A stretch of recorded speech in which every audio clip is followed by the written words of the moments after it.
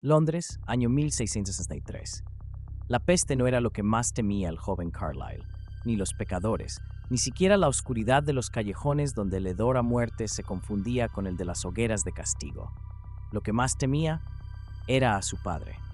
El reverendo Cohen era un hombre de fe inflexible, un hombre de Biblia en mano y sentencia en la otra. Su voz era temida por muchos, y su palabra era ley entre quienes creían que el mal caminaba sobre dos piernas. Para Carlyle, su padre era un faro, pero también una sombra. Lo crió con la convicción de que el mundo estaba plagado de monstruos, de brujas, de demonios, y sobre todo de vampiros. Son criaturas del abismo, decía mientras afilaba las hachas con manos temblorosas pero resueltas. Imitan lo humano, pero su alma está podrida, y por eso deben arder. Carlyle tenía apenas 23 años cuando lo nombraron líder de la patrulla purificadora.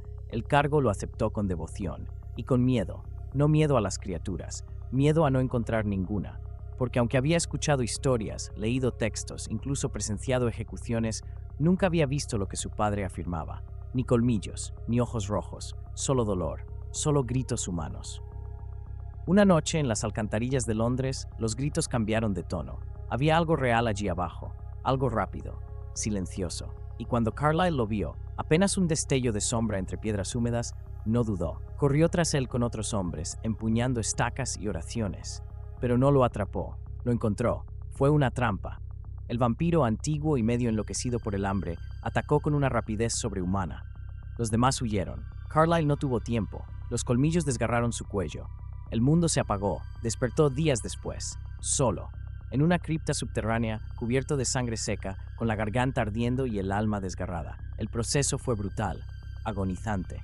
Su cuerpo humano murió lentamente, mientras su mente intentaba entender. Cuando se incorporó por primera vez, no fue con furia, fue con culpa. Era un monstruo, el hijo del cazador, convertido en aquello que juró destruir. Podría haberse alimentado al salir, podría haber matado, pero no lo hizo. Se escondió, como un animal herido. Y entonces comenzó la etapa más desgarradora de su existencia, la resistencia. Pasó años sin alimentarse, años solo, encerrado, enfrentándose al fuego de la sed y al peso de la conciencia. Intentó matarse varias veces, pero su cuerpo no cedía y su alma no se rendía. «Si he sido condenado», susurró una vez ante un altar polvoriento, «entonces haré que esta condena sea mía. No mataré, no caeré, no seré lo que el mundo dice que debo ser». Su primer alimento fue un ciervo. Su primer pensamiento después de cazarlo: «Esto no me hace humano, pero tampoco me hace asesino». Con ese principio, Carlyle empezó a construir su fe desde las cenizas. Viajó, leyó, aprendió. Estudió medicina en Italia, anatomía en Prusia, filosofía en París. Fue testigo de revoluciones, de imperios que caían, de enfermedades que diezmaban naciones y de la eternidad que no se detenía nunca.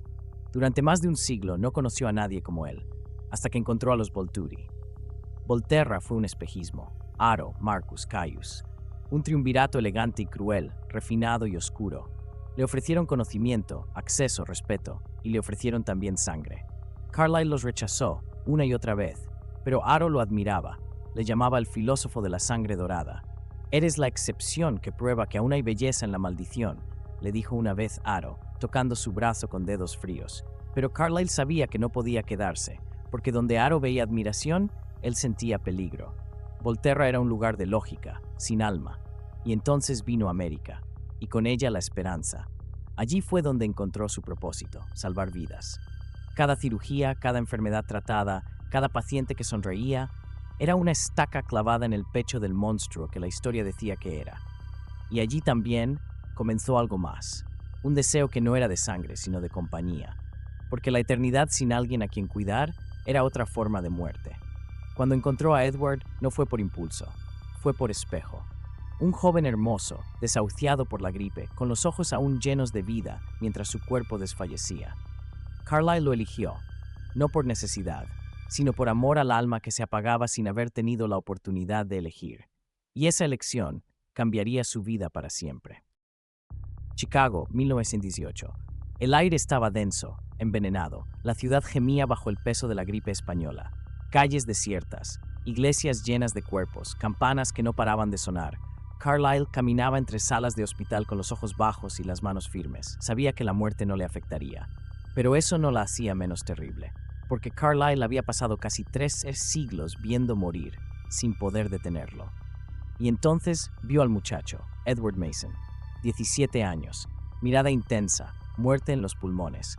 Su madre Elizabeth, ya sin voz, le había sostenido la mano esa misma mañana. «Sálvalo», le había susurrado a Carlyle. Sé lo que es usted. No lo diga, no lo niegue, no por mí, por él». Y luego cerró los ojos.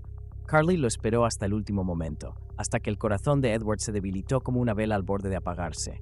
Y entonces, con manos temblorosas, lo mordió. No por impulso, no por deseo, sino por fe. No la fe de su padre, sino una fe nueva, una que había construido él mismo, la fe en las segundas oportunidades.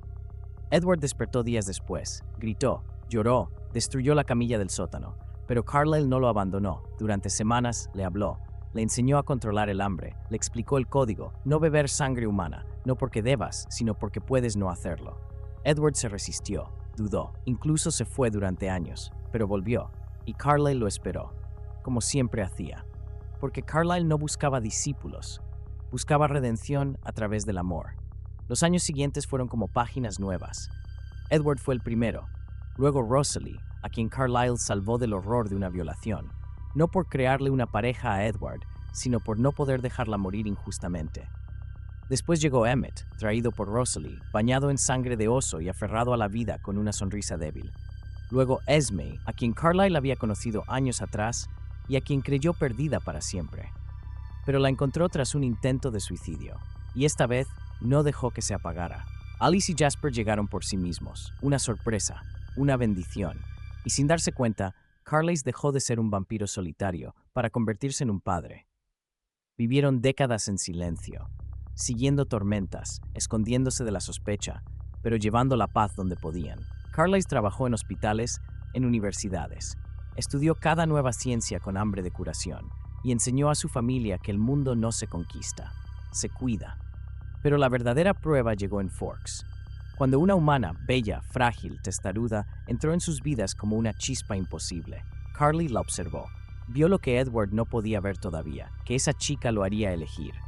Y cuando Edward pidió ayuda para salvarla, para transformarla, Carlyle se quebró un instante, no por miedo, sino por memoria. Recordó al joven que fue, al fuego, a la iglesia y a una elección.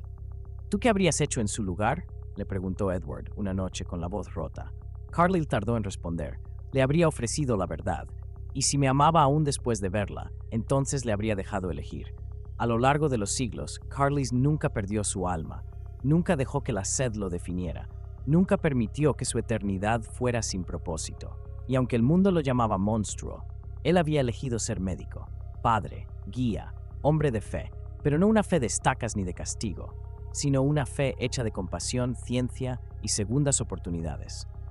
Hoy, cuando se sienta frente al piano y escucha a Edward tocar, o ve a Esme organizar libros por autores que ya no existen, o a Emmett reír o a Alice trazar futuros como constelaciones, Carlyle sonríe, porque en cada uno de ellos hay una parte suya. Y ese es el legado que ningún dios, ni sombra, ni eternidad le podrá arrebatar.